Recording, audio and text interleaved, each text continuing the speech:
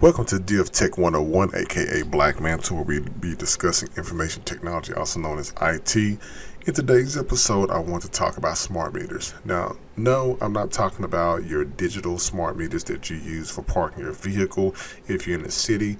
What I'm talking about is the smart meters that are on the side of your house. Now, think back in the day where people used to have the ability to just see the electrical poles running within your neighborhood, whether they were being newly constructed, and it was pretty simple. You just had your electricity and your phone lines, of course, running. Now, depending on what community that you're in or where you live at, whether if it's in a rural area or in the city, sometimes people may not have the actual telephone pole or electrical poles in their communities. Sometimes they run underground.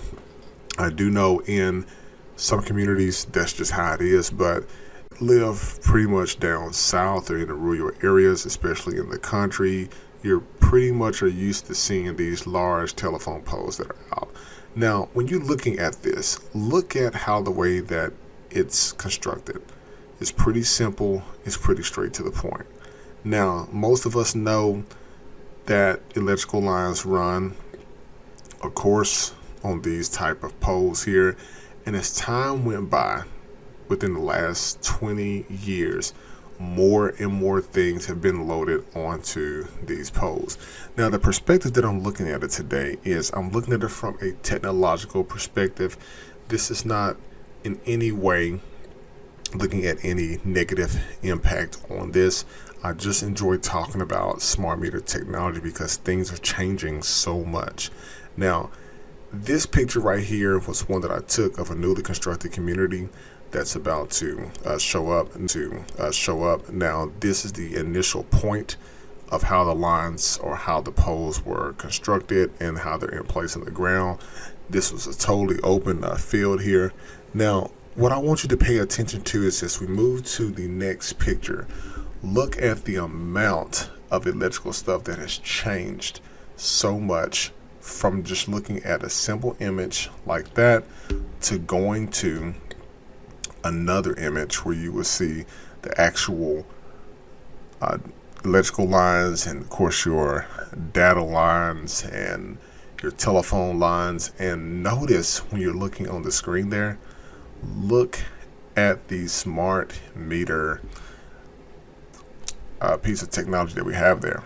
So looking on this pole, if you take a look at the bottom piece of it, you're going to see almost like a vertical antenna that's going to stick up out a bit. What I want you to do in that regard is I want you to look at it really closely, because if you notice that every couple of miles you're going to start to see these pop up in different communities, and what will happen is these will actually is what communicates with your smart meters that are on the side of your residence. So if you have not yet gotten smart meters installed in your home, don't worry, they're coming or should be to your neighborhood really soon, according to the different energy sites. Like Energy is what we use a lot here down south. Now, other places like Jonesboro, Arkansas, for instance, and some places maybe in Texas, you have your own local utilities that may be rolling these out to its consumers at some point in time, which is going to take a couple of years for this infrastructure to take place. But when you're looking at this, we would not have dreamed of seeing this back in the day. The only thing that we've seen, at least for the most part, is just the electrical lines. And so the reason why I'm bringing this up is when you're looking at smart meters, what you have to understand is the devices that are on the side of your electrical meter on your house have been replaced from analog to digital. And now that these things are wireless, just think about the frequency in which they emit and how they will actually show up or pass that data along, creating a unlimited blanket of connection between your home and also with the telephone pole. Now you will see as well that the telephone poles that are there, or the electrical poles, whichever way you want to see it, you notice the guy wires that's there kind of running vertical from top to bottom to hold this up. But just look at the amount of things that are there. So when your antenna is getting that signal transmitted back to the service provider, it's going to go from the electrical meter on the side of your house or whatever technology is there, and it's going to pass to this, what I call a repeater, on the side here of the telephone pole that's sticking up kind of vertical in the left part of the picture.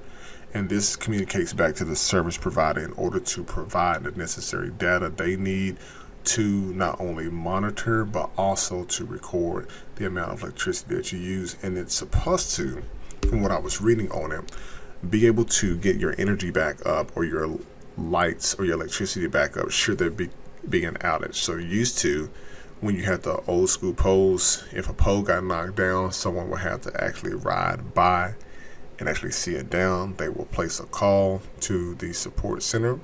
Support center would then dispatch the technicians out to fix it. Now with the smart meters there, they can accurately determine the exact number of consumers in which is affected by the outage. Now, according to different laws and standards, the monitoring with the smart meters has to be either 15 minutes or more. So they may record this 4 times per hour, and it will of course go each day, depending on different times, because different people have them hooked up at different points. But anything less than that could definitely be considered invasion of monitoring of someone's privacy. But they normally keep it about, from what I was reading in an article, from the 15-minute mark and up. And so I still got to do some more research in the exact number of hours that may be that they may monitor this, depending on the frequency that they're monitoring this. And this is supposed to help provide you with more accurate billing, so that way you're not overpaying for electricity.